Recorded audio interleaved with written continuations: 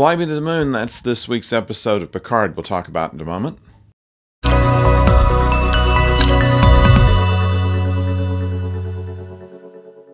Hello out there, I'm the oldest nerd, and in today's episode, Fly Me to the Moon, Picard introduces some new characters, but played by actors we may know already, and certainly that Picard knows already. We find a new character, Talon, who is the spitting image of a Romulan that's very close to Picard. We also find Corinne, who is someone who looks very much like Soji, and we have also Rene Picard, who is played by a new actor, but someone who is one of Picard's ancestors. We tend to get bogged down in some of the B story with Rios, and thankfully they resolved that this time without using what we might have expected them to do to stop the immigration bus. Was instead of using a phaser, they used a tricorder. So now Rios, Raffi, and Seven are together. While we have found at the end of the last episode a couple of things going on with Picard, first of all, going into an odd group of people to see the Watcher, which Guinan has led him to. And also we have the situation with Agnes and the Borg Queen. Now, all of these things start to gel together until they're putting together the actuality of the plot of the rest of the season.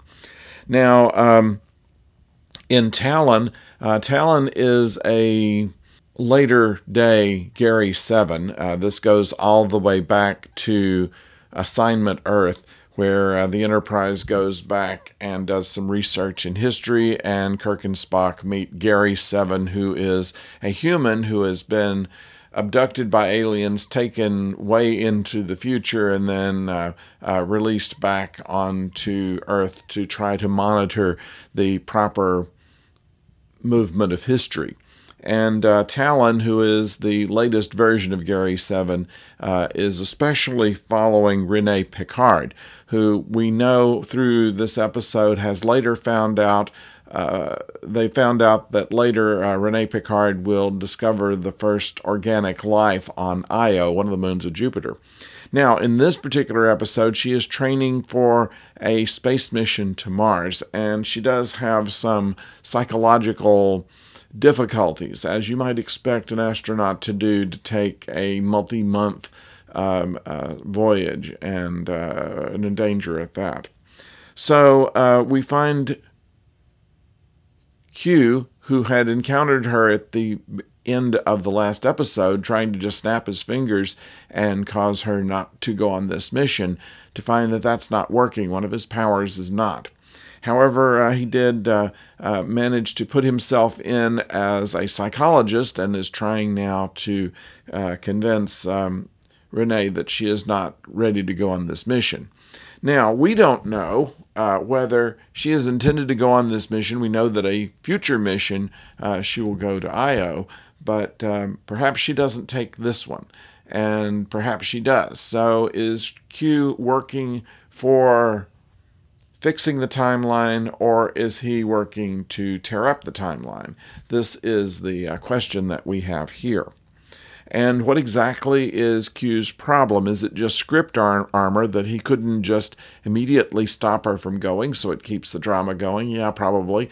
But there's probably more to it as well. So we're looking to see just how this develops. Now, this is one of the plots, and Picard has managed to convince the Watcher that they should keep a watch on her and do what they can to try to keep her from being corrupted by Q, who is obviously corrupting the timeline. So this is where they're going from now. Don't know if they're right or not. But it changes the look of the show near the end, where they're all dressed up in party clothes and manage to get themselves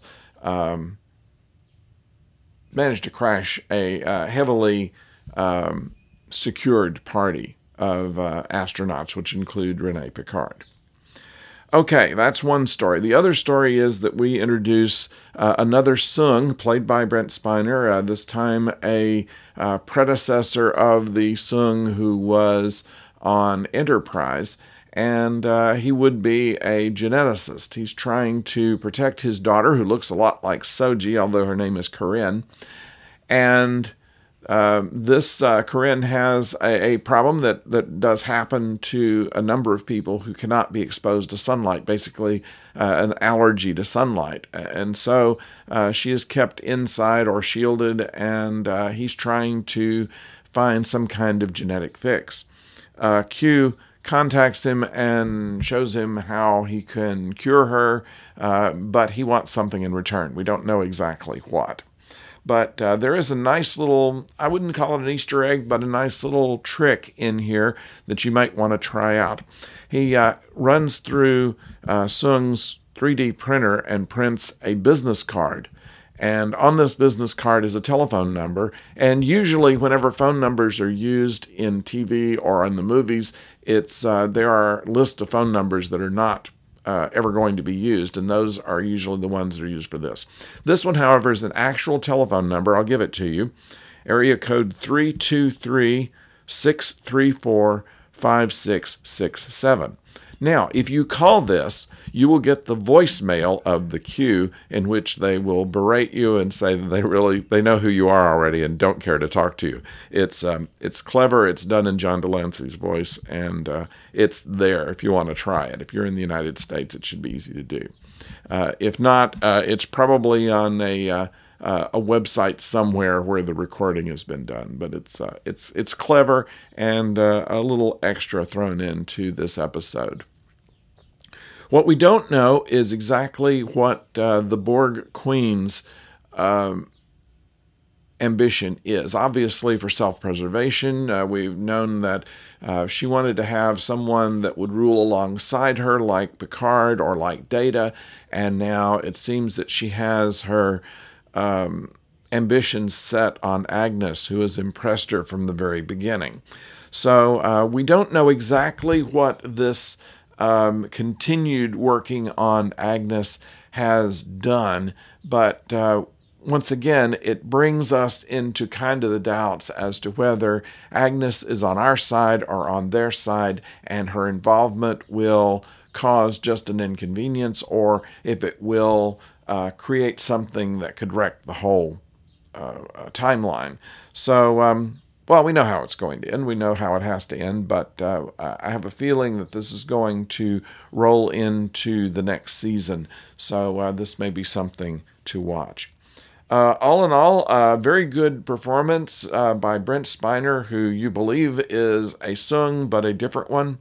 And like he had said early on, he was going to play a member of the Sung family, but not one you'd ever seen. And we have never seen this character. We've never seen this type of acting before. He's basically a researcher, a geneticist, a college professor, and very concerned about his daughter. And all of this somehow is going to get together because Q is bringing all of these things together. So we will find out as the next 5 episodes go on just what's going to happen. But it's getting interesting, and there's a little intrigue that's going on now. We don't have to worry about all of our people being apart. They're all together now. So this is set up. This is a Jonathan Frakes directed episode, which is to say that they're always something that keeps you watching. And if he's directing the next one, I think it's going to be very good to see what they do next week. Okay, we have other things that we're watching. We'll probably have a video out on a review of the 4K version of Star Trek The Motion Picture. We'll probably do that midweek. And there are some Doctor Who rumors going on as well. And if we can confirm those, we will talk to you about that in due course. So it's important that you subscribe to this channel and also click the bell so you know when the next video is coming your way. Thank you for watching, and please leave a note at the bottom if you have something you'd like to say about this episode, and we will communicate with you about it. It's always the fun part of this project that we do. And until next time, don't go far.